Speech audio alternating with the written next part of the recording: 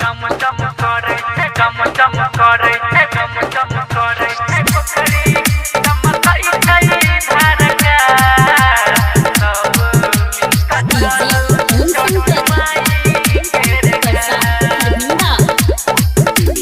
चम चम करे छे पोखरी चमकाई छई धारका सब मिलकर चलो छठी माई के घाट चम चम करे छे पोखरी चमकाई छई धारका सब मिलकर चलो छठी माई के घाट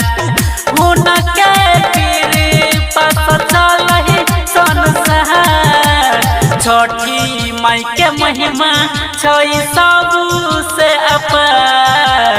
जे कियो मांगे छै सब होइ छै हो सके चम चम करे छै पोखरी चमकै छै धारका सब मिलकर चलो छठी माई के घाट। अभी आप सुन रहे हैं खाजे डी से धड़कन फिल्म्स की शानदार प्रस्तुति।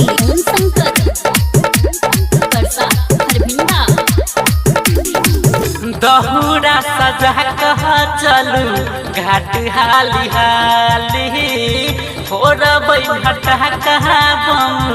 और फूल झाड़ी हाँ दहुरा सजा कह चलू घाट हाली हाली फोड़बै भट्टा कहा बम और फूल झाड़ी खुशी सजमतै सबके घर परिवार छठी माई के महिमा छै सबसे अपार जे कियो मांगे छै सब होइ छै हो सके चम चम करे छै पोखरी चमकै छै धारका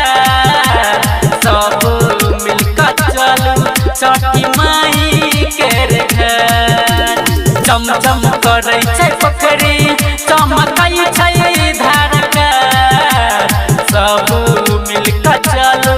छठी माई के घाट हुनके कृपा से चलहि संसार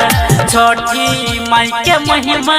छै सबसे अपार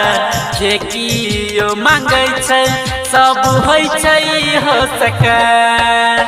चम चम करे छै पोखरी चमकै छै धारका सब